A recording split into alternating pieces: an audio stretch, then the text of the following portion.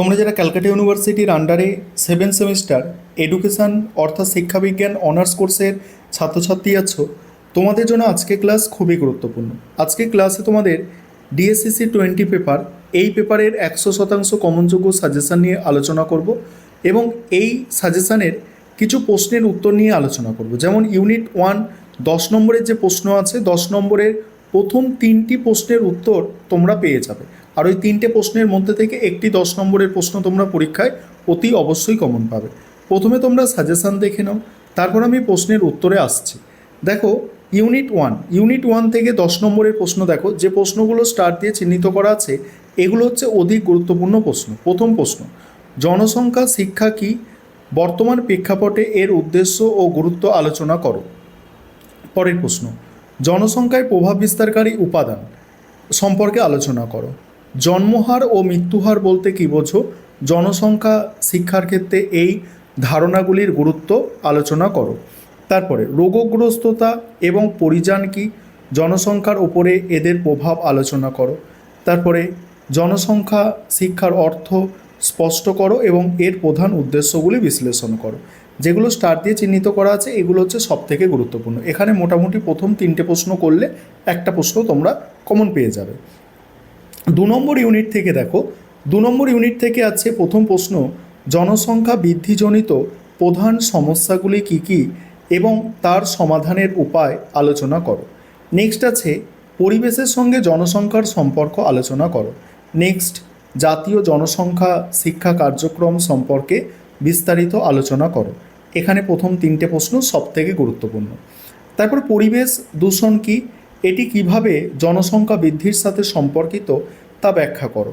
তারপরেই আছে ভারতবর্ষে জনসংখ্যা শিক্ষার সমস্যাগুলি চিহ্নিত করো এবং এর প্রতিকারমূলক ব্যবস্থা লেখো।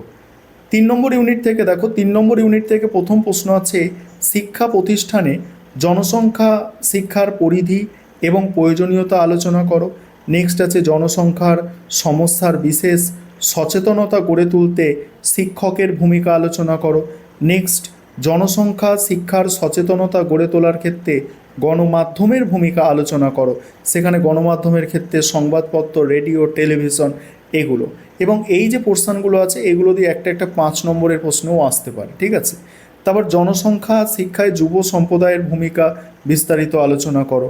জনসংখ্যার সমস্যা সম্পর্কে সচেতনতা বৃদ্ধিতে বিদ্যালয় ও শিক্ষকের যৌথ ভূমিকা মূল্যায়ন করো। এবার 5 নম্বরের প্রশ্নের সাজেশান, তারপরেই প্রশ্নের উত্তরগুলো তোমরা পেয়ে যাবে।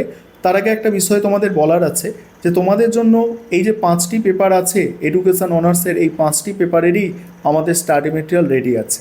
তোমরা যদি কেউ স্টাডি মেটেরিয়াল অর্থাৎ পিডিএফ নোটস কিনতে চাও তাহলে স্ক্রিনে দেওয়া নম্বরে যোগাযোগ করতে পারো। আর আমি তো আজকে 3টে প্রশ্নের উত্তর তোমাদের সঙ্গে শেয়ার করছি, তখনই তোমরা বুঝে যাবে যে আমাদের স্টাডি মেটেরিয়ালের কোয়ালিটি কী আছে। 5 নম্বরের যেসব প্রশ্ন তোমাদের করতে হবে, পরিযানের প্রধান কারণ, জন্মহার, মৃত্যুহার, রোগগ্রস্ততার ধারণা, জনসংখ্যায় মনস্তাত্ত্বিক উপাদানের প্রভাব, অভিবাসন। তারপরে আছে ইউনিট 2 থেকে পরিবেশের ওপর জনসংখ্যা বৃদ্ধির প্রভাব, পরিবেশ ও জনসংখ্যার পারস্পরিক সম্পর্ক, জাতীয় জনসংখ্যা শিক্ষা কার্যক্রমের প্রয়োজনীয়তা, জনসংখ্যা বৃদ্ধির প্রধান সমস্যা, জনসংখ্যা শিক্ষা কর্মসূচির বাধা বা সমস্যাসমূহ, জনসংখ্যার সমস্যা সমাধানের সম্ভাব্য উপায়। 3 নম্বর ইউনিট থেকে দেখো, জনসংখ্যা শিক্ষায় সংবাদপত্রের ভূমিকা, সচেতনতা বৃদ্ধিতে শিক্ষকের ভূমিকা, শিক্ষা প্রতিষ্ঠানে জনসংখ্যা শিক্ষার পরিধি, জনসংখ্যা শিক্ষায় রেডিও ও টেলিভিশনের ভূমিকা, যুব সম্প্রদায়ের দায়িত্ব কর্তব্য, আর তারপরেই আছে জনসংখ্যা শিক্ষায় গণমাধ্যমের ভূমিকা। এবার তোমরা এই ব্যাপারের একটু সিলেবাসটাও দেখে নাও, তারপর আমি প্রশ্নের উত্তর আলোচনা করছি।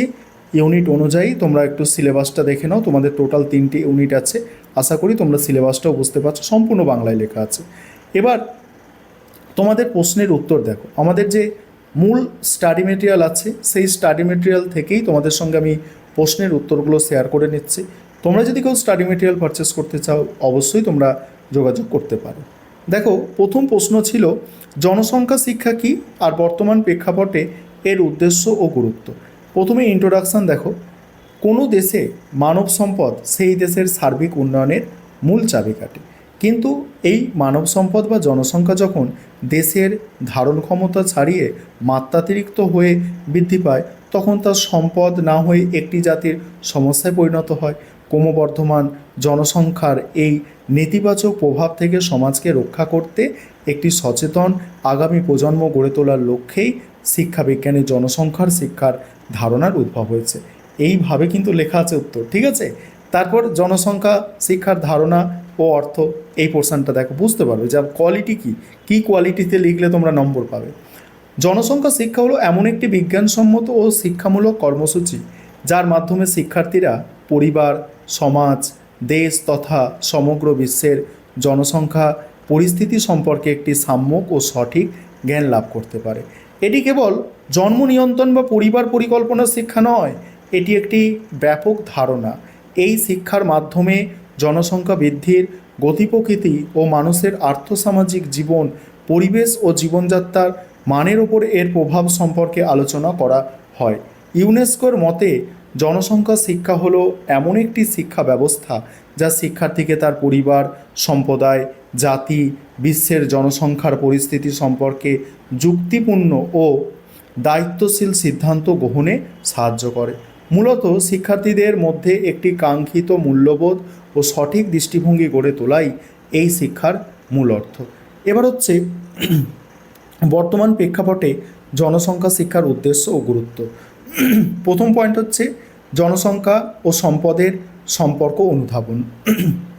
বর্তমান প্রেক্ষাপটে জনসংখ্যা শিক্ষার অন্যতম প্রধান উদ্দেশ্য হল দেশের উপলব্ধ প্রাকৃতিক সম্পদ এবং ক্রমবর্ধমান জনসংখ্যার মধ্যে যে বিপুল ভারসাম্যহীনতা তৈরি হয়েছে সেই সম্পর্কে শিক্ষার্থীদের সচেতন করা।